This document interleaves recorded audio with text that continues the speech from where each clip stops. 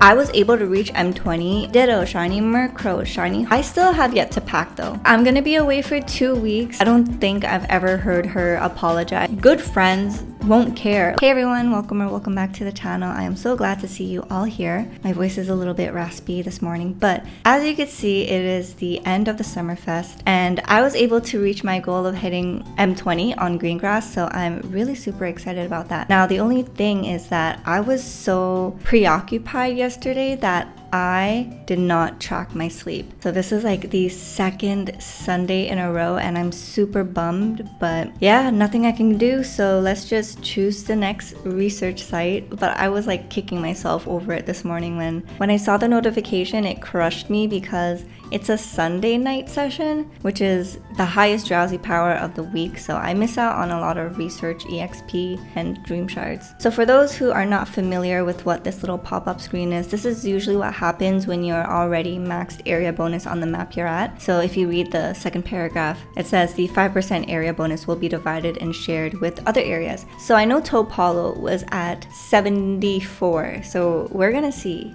It's supposed to be at 75 now, which is great. But let's say goodbye to Snorlax. And where do I want to go this week? I feel like, I don't know, it's kind of tough. I don't know where I want to go. I don't have any real objectives. But what I can say is that I did struggle with cooking the biggest meal, the new curry dish, because it uses a lot of eggs. And my egg farmer right now is my Ampharos, which is a skill Pokemon, and it doesn't farm a lot of eggs. And when Happiny came out, I didn't really get much luck with catching a decent one. So there's that, but I did get gains up from cooking thanks to the event and also thanks to like extra tasty and everything like that. I was able to reach M20 on breakfast of Sunday. So for the rest of the day, I was like, what should I do? So I was able to make the new dish and then another one that I regularly make. So we got an A grade. All right, so let's see. Topalo, yes, it is now at 75. I don't remember what my Tundra was before.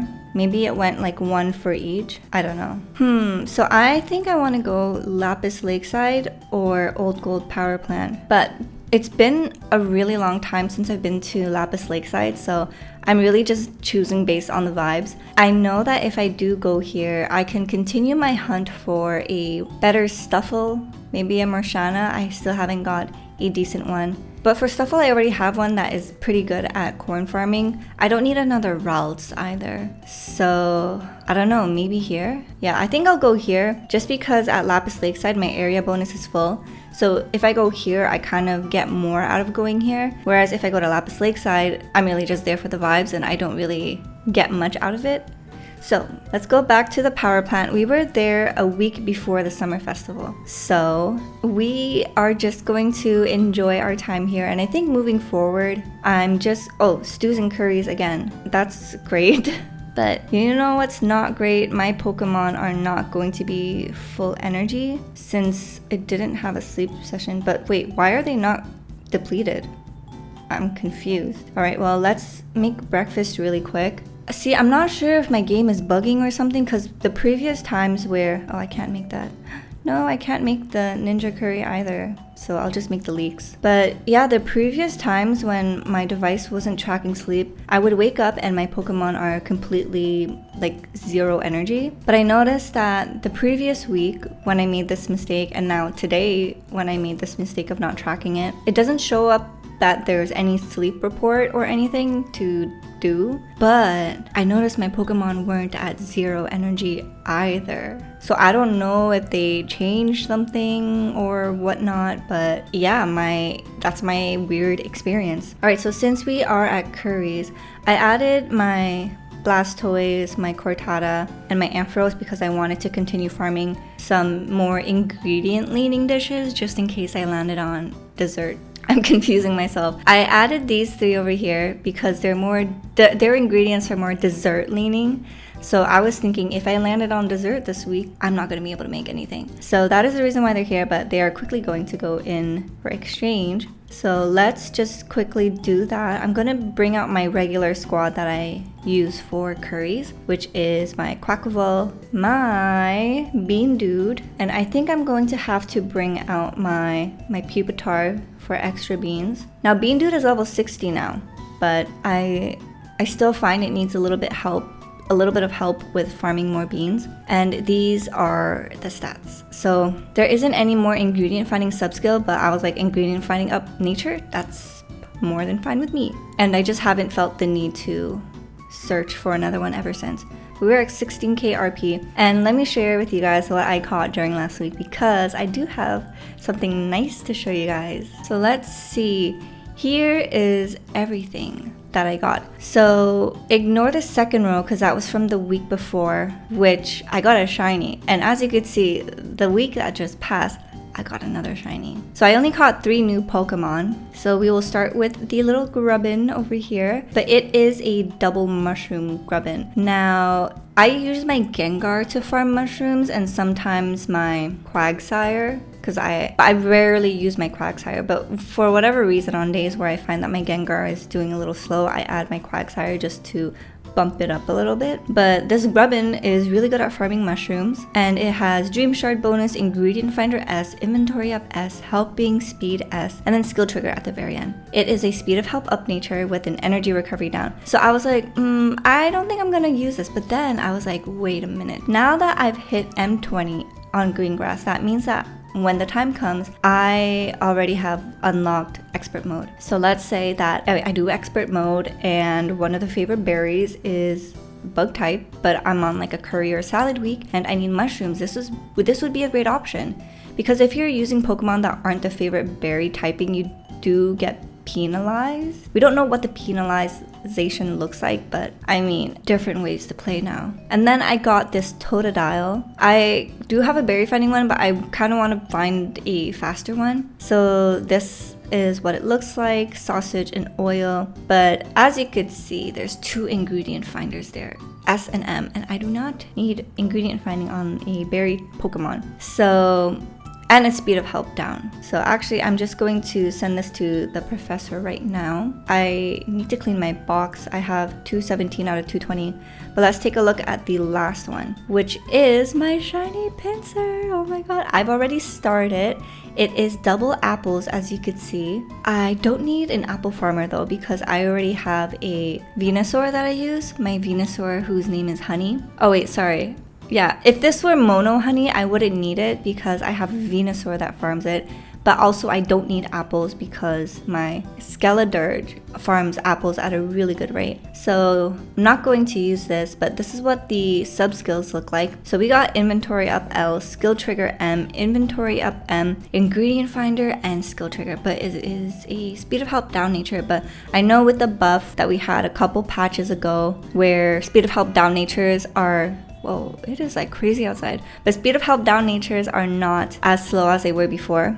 So shouldn't hurt. Let's see, this was from last week, right? Yes, this was. Because the summer festival started on the 23rd. But this was caught on the 21st, which is the first day of summer. And yeah, that is my little tiny collection of what I caught this week. And I've been honestly on a roll with the shinies. Because look, it almost looks like I've been getting a shiny every week. Got shiny Ditto, shiny Murkrow, shiny Honchkrow, shiny Shuppet. And then finally a shiny Pinsir. So that is pretty neat. Oh my god, look, my Gengar is trying to hide behind the bush. That's so funny. I love when they interact with the space. Oh, and Pupitar is doing the same over here.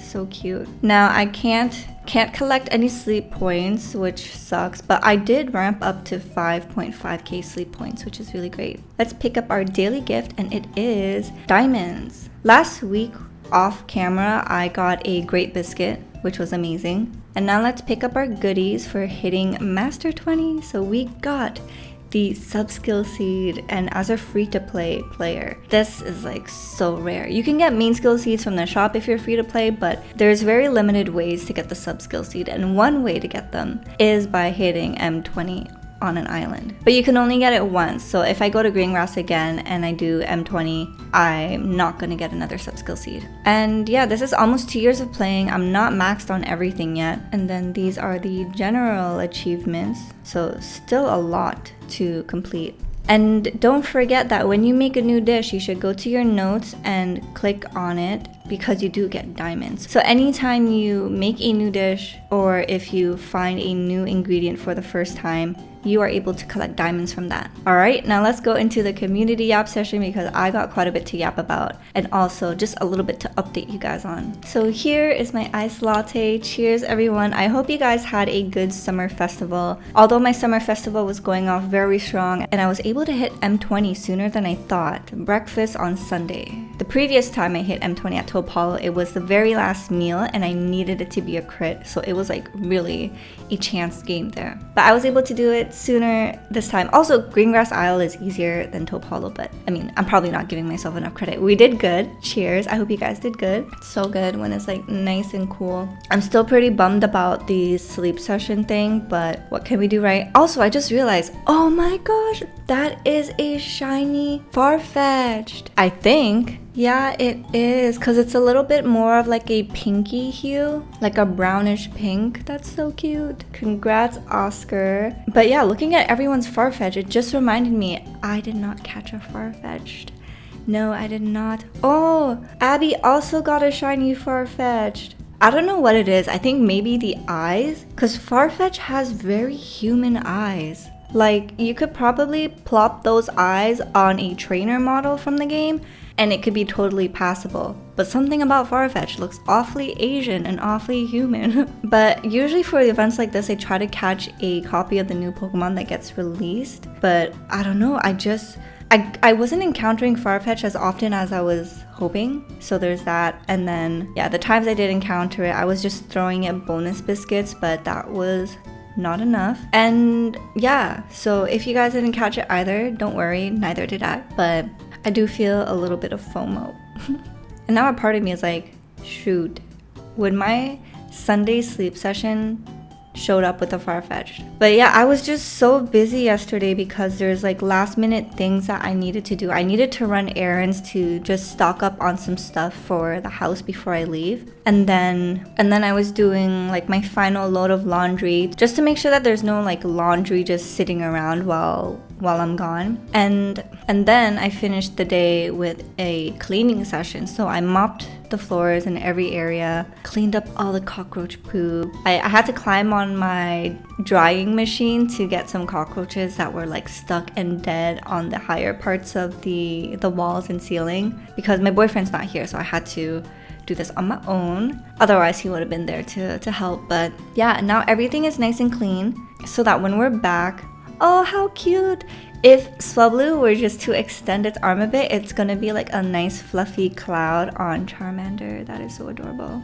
But I like to clean before I leave anytime I go for like vacation or anything because to me it's like it's not going to be dirty, it's going to be nice and clean and fresh, so bugs won't want to come, right? And I feel like even more so now that we live in Singapore because the last time we were gone for 2 weeks, oh my gosh, Gina also found a shiny Farfetch'd. I'm so jealous. I've been seeing quite a few shiny Farfetch'd from you guys. But yeah, the last time we were gone, we came back to like ants crawling over our kitchen counter, which at first I was like, why is that happening? Because I cleaned the counters, but I guess there's just some things you can't really control, but whatever I can control, I will control. So I did clean everything, toilet, washroom, floors, commonly touched areas. And right now I'm washing my blanket.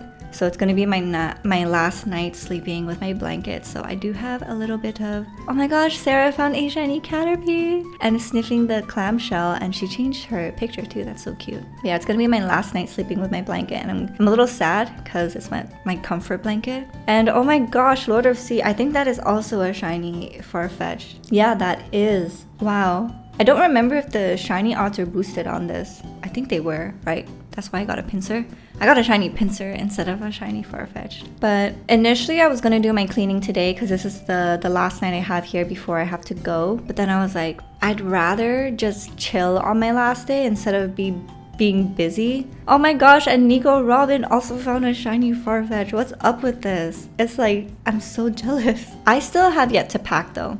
One thing that I like to do a day before is to pack. So I'm gonna pack later and then just double check everything. I remembered that there were some things that I missed when I was picking up some stuff on my errands yesterday. So I have to go out and do that today. And then we're good. I used to pack like 2 days ahead, but then I realized that is too much for me, like too much in advance for me. So now I do a day before. The day of is like too stressful. I'd rather on the day of my flight just like relax. I don't want to feel rushed. So I like to do everything ahead of time so that once the moment comes closer, I'm just chilling, you know? But I have been dealing with a little bit of anxiety. I feel like every time I'm anticipating a flight, there's this moment a couple days before or like the build up to it that I'm just feeling so much anxiety about the flight. I can't tell if that is a shiny. If I were to compare the brown here with the brown on here, yeah, it's hard to tell. But if it is, congrats. But yeah, I don't know about you guys if you deal with like flying anxiety.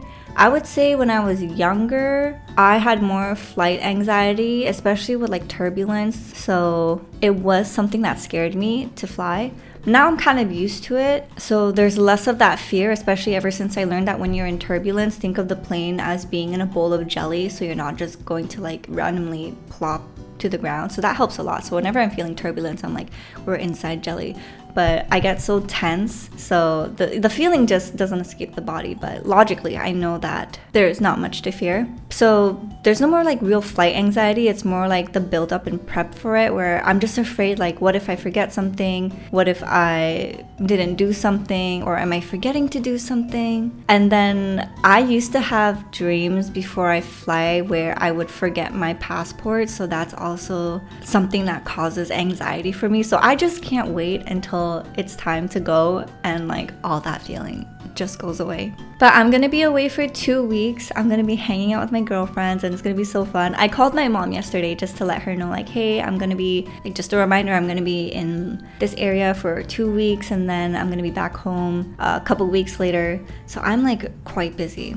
But I'm also just very excited to be able to take this time to hang out with family and friends. It is really a luxury, especially when you're living like across the globe. And it was really fun talking to my mom. We talked for like 2.5 hours, and for those of you who have been around for a while, you know that building my relationship with my mom is something that I've been focusing on, especially in therapy, for the past several years. And it really was just like when we were doing therapy, well, not we, but when I was doing therapy with my therapist, it was just a lot of like conversations of understanding certain things that triggered me and feelings of resentment that I just couldn't let go of. Because I mean, I don't know about you, but when you have an Asian parent, you rarely ever hear the word sorry. Like, I don't think I've ever heard her apologize or be accountable of anything that has ever hurt me in the past. It's very normal for something to happen and then you kind of like distance yourself from each other. There's a little bit of moments of quiet and then you just interact as if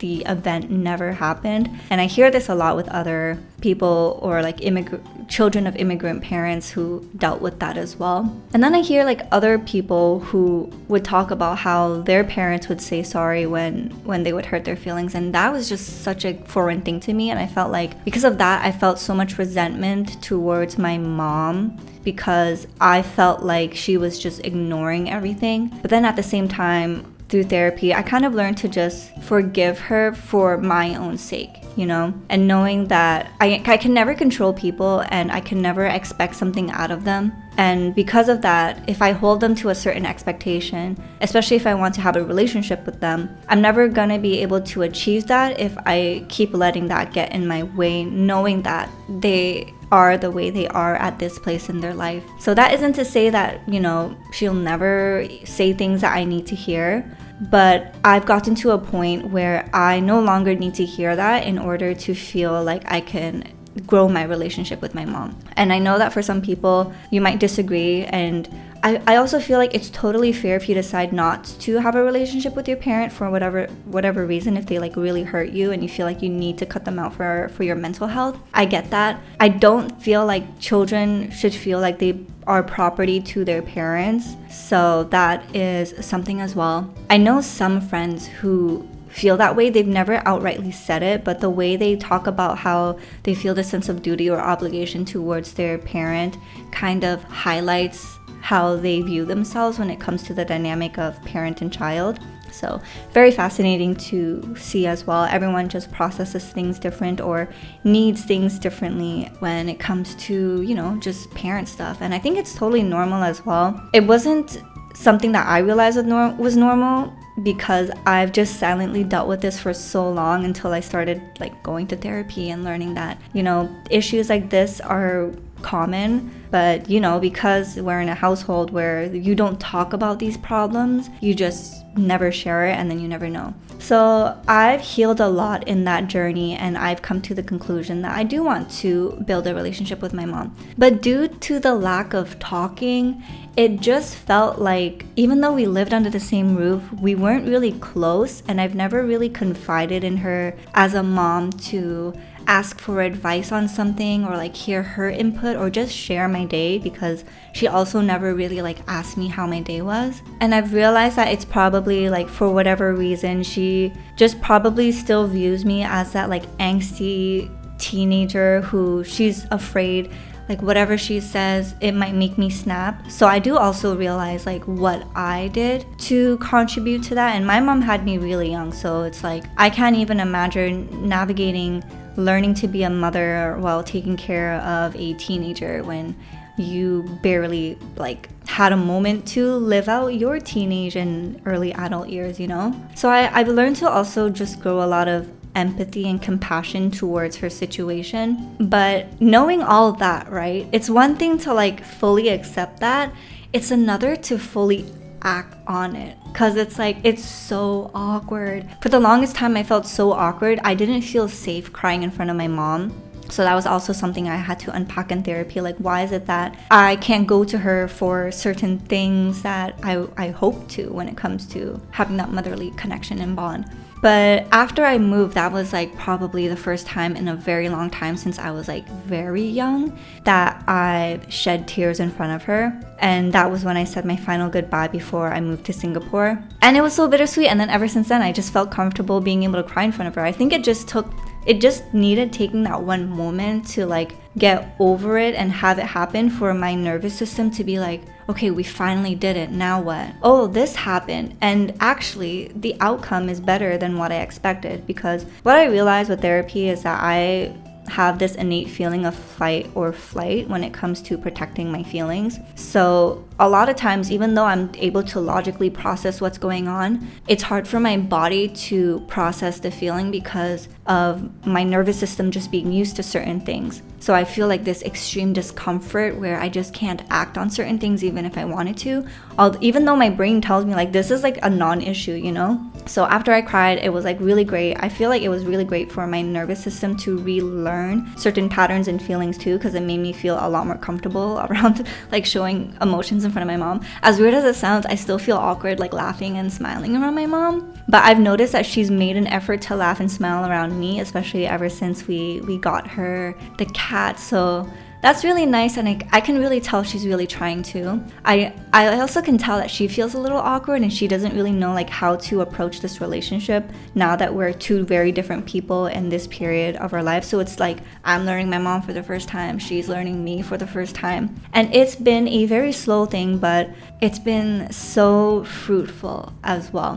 But at the same time, what I do want to say is that it really is dependent on both parties for the outcome. Like I could be putting in this work and my mom could not be showing up the same way, and it could be going in a very heartbreaking way, but the turnout turned out very good, and I'm very happy and I'm very fortunate for that. And I know that for a lot of people that might not be the case. So I hope that if you are hearing this, you do have to be aware of that too, because that was something that my therapist had to caution me just to manage expectations. She had to tell me straight up, like, you have to be aware that she might not be open to certain things and she might not be able to show up in the way that you need. So you have to really manage your expectations in order to not get triggered again. And that helped a lot. But I was in my period of life where I was like, you know what, it's worth a try. And then, talking through it with my therapist, she was like, you don't have to do this if you want, but if you do want to, I can help you there, like help you get there. And it honestly helped so much. I couldn't have done it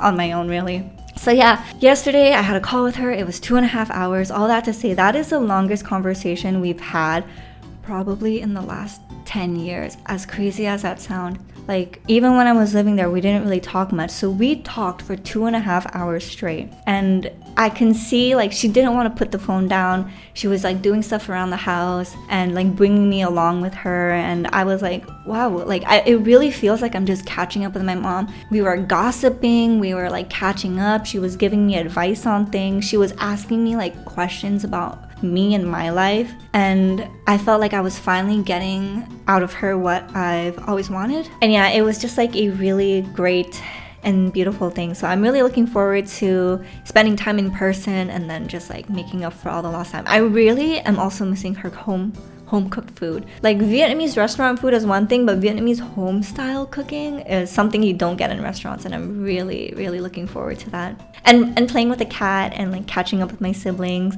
My little brother got into university. He got into the same one as me. So I'm just so proud, because I remember when I first got into university and he was really, really young, like early elementary, and we made him a Facebook, but it was obviously like private and stuff, just for family and friends. But one time I saw a notification and it said that he put that he was going to my university too, and I thought that was just so sweet, because I was like, wow, I must have had quite the impact on him for him to also put that he was going to the same university. And he's like so young, and now, like, hey, it all worked out. He got accepted to the same university, and I asked him, like, how do you feel about it? Are you excited? And he told me that he's a little bit nervous because he's never went to the campus, and I totally get it, because the campus is quite big. So when I am back, it is before the semester starts for him. So we're gonna have a little sister-brother date, and I'm gonna take him around the campus, show him like all the spots, because he's doing a program similar to mine. So I would be able to at least show him like the buildings he's expected to go for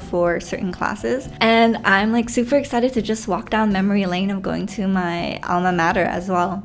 So yeah, things are looking really good in my life. I can't complain, and I just feel so happy and full just thinking about how well the conversation with my mom went, and how she was able to share with me what was going on in her life as well. And I think like just seeing her like be there as a mom for me was something that I was just so not used to, but I was like fully taking it on, like hearing her give advice to certain things about what I was going through, or like validating my experience. I think one huge thing when it comes to a parent-child relationship is when they're able to like validate your feelings on a certain situation you're going through, instead of like criticizing and scrutinizing, because sometimes that's just not what you want to hear. And she did exactly that, and I was like, it also showed me how much she has changed as a person. And yeah, I mean, I just wanted to share that with you guys, because I know that things like this you guys have shared with me, or like vocalized in the comment section that you're going through the same. So I do hope that it gives you like a look of what to expect and how it could go, and like what I've gone to navigate that. And it doesn't have to be like with a parent relationship. Honestly, it can even be with a friend. Like, to be honest, with my cousin the other day, we had a little bit of a not an argument, but just a little tension in the conversation that we had, but we were able to quickly resolve it. And I think that was the first time we were both just very emotionally aware of each other's feelings in that moment.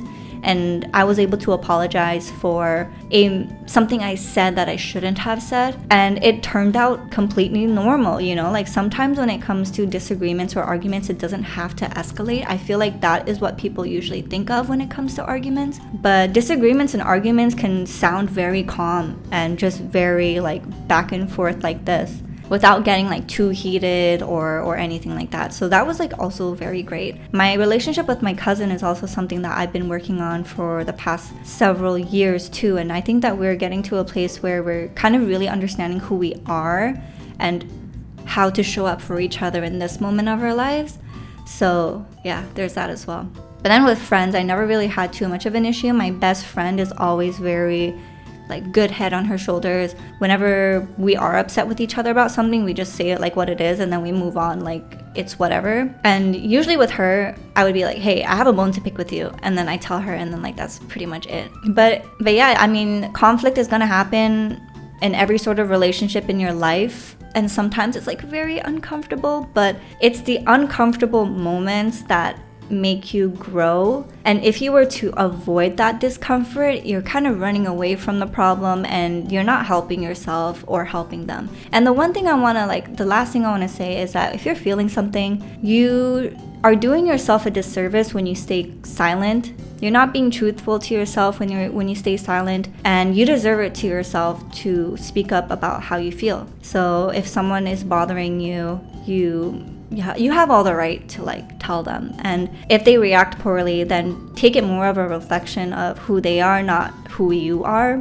I know sometimes that can be painful when you're sharing something with someone and you're not really the way they react is not really what you expected. And then if they do apologize because they realize that they did wrong, then it's up to you to decide if you want to accept that apology and move forward, or just take a couple steps back. But you are doing yourself a disservice when you stay silent about your true feelings, especially if it's relationships that you genuinely care about, like your partner, your besties, your parents, your siblings. The hardest part is just learning how to communicate with everyone, because the way you communicate with one person is so different from the way you might communicate with other people in your lives. So it's just experience. The more you talk, the more you get used to it. The more conflict you go through, the better it goes through as well. So don't avoid conflict. I think for me, especially growing up, that was my biggest issue. I was so conflict avoidant because I was so scared of shattering the image that I thought I was being seen through their eyes. And if I were to ever do something wrong, it would mean that our relationship is just based on, well, if you're gonna do wrong, I'm gonna cut you off, And that was the fear I had. And I also learned that through therapy, that growing up, for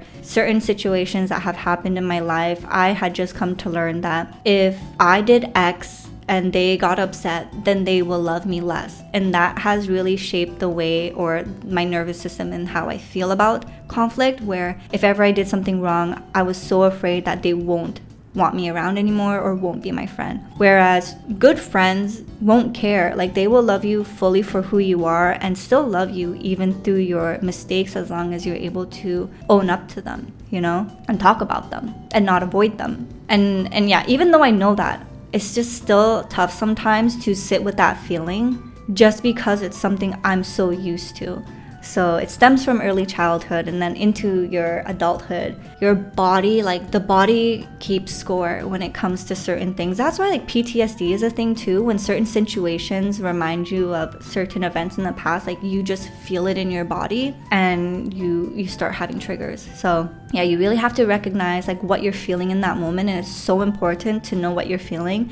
And it's okay when you have that disconnect between your mind and what you feel, because your body just hasn't gotten out of that mode yet, So yeah, in terms of how I think about things, it's so much better. I'm still trying to get there with how I feel, because it's the feeling part that is the most difficult part for me to overcome. That's weird, I said fart. But yeah, that is my little spiel of the day. I mean, I'm just excited. My heart is so full. I'm gonna see friends and family soon, and that's the bulk of what's happening this week for me. And I am going to document some of my trip, so do expect a vlog after I come back. It might take a while, because I don't know how much footage I might have or how little footage, so it might be out sooner than later. In terms of the TCG Pocket EV Grove, I didn't open any packs because I was oh, I actually don't have enough pack hourglasses, because I recently opened it for the previous expansion, and then the EV Grove came out, and yeah,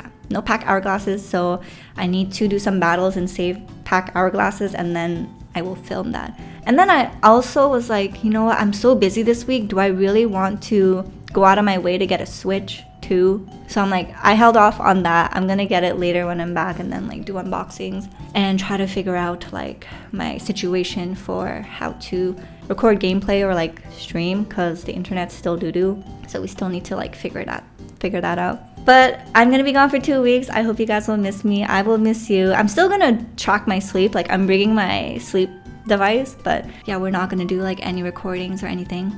So in the next 2 weeks, I hope you guys have a lovely time. I hope you get a lot of sleep. It is summer, so make the most out of your summer. Like, summer is just such a beautiful moment to make so much memories, whether that is like outside with friends or alone at home. Like, there's so many ways to have fun, so take the most out of it. Like, truly romanticize your life, even the quiet moments. So yeah, I will see you guys in 2 weeks. I am so excited. Like, before I know it, I'm gonna be on the airplane. I'm gonna be landed down. I'm gonna see my girl, and we're gonna have like a hootin' time for 2 weeks, and I'm just so excited. So until then, you guys take care, good luck, and have fun. Bye.